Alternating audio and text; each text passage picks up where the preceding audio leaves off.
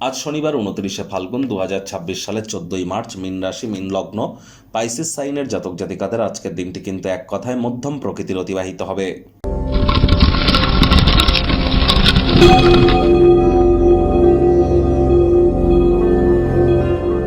ভিডিওটির শুরুতে স্ক্রিনে আপনারা দেখতে পাচ্ছেন শনি মহারাজের প্রণাম মন্ত্র। ওম নীলাঞ্জন চয় প্রক্ষং রবি সুতং মহাগ্রহম ছায়া গর্ভসম্ভূতং তং নমামি শনিশ্চরম। এটি আজ সন্ধ্যেবেলার সময় আপনারা 108 বার, না পারলে 26 বার অথবা 8 বার আপনারা জপ করুন, বহুলাংশ উপকৃত হবেন। অনেক জ্যোতিষরা বলেন যে শনি মহারাজের বিভিন্ন ধরনের প্রতিকার দিয়ে থাকেন।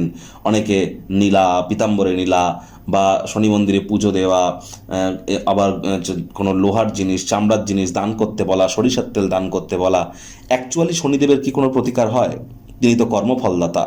কর্মাণ্যেবাধিকারস্তে মা ফলেষু কদাচন মা কর্মফলেতু পূর্বা তে সংঘস্ত কর্মাণি। কর্ম না করে ফলের আশা কি করে আপনারা প্রাপ্তি করেন শনি মহারাজের কাছ থেকে? এজন্যই অ্যাকচুয়ালি কিন্তু শনি মহারাজের বা শনিদেবের কোনো প্রতিকার হয় না। এর একমাত্র প্রতিকার সৎ চিন্তা এবং ধর্মপ্রাণ, কর্মনিষ্ঠ, মাতৃভক্ত হওয়া, সময়ের কাজ সময়ে করা, টাইম বাউন্ডিং হয়ে চলা, হাইজিন মেনটেন করা, বাসি খাদ্য খাবার না খাওয়া।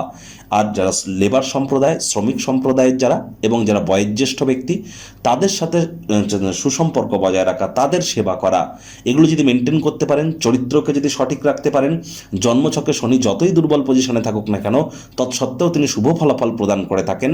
তবে শনিবারের দিন আজ সরিষার তেল বেগুন খাবেন না, কিনবেন না। আজ সাদা রঙের বস্ত্র যেন পরিধান করবেন না। ভাগ্য মিটার আজ আপনাদের বলছে 7 আউট অফ 10। ভাগ্য আপনাদের অনুকূলেই থাকবে। অর্থ এবং পরিবার, এই দুই ব্যাপারেই আপনাদেরকে একটু সাবধানতা অবলম্বন করেই চলতে হবে। কায়িক পরিশ্রম হলেও শরীর মনে সতেজতা এবং তরতাজাই আপনারা অনুভব করবেন। দীর্ঘদিনের পুরনো রোগ শোক অসুস্থতা থেকে আজ মুক্তি প্রাপ্তি করবার দিন, পরিত্রাণ প্রাপ্তি করবার দিন। বন্ধুবান্ধবরা সহায়ক হবে, আপনাদেরকে খুশিতে রাখবে। কায়িক পরিশ্রম হলেও শরীর মনে সতেজতা এবং তরতাজাই আপনারা অনুভব করবেন।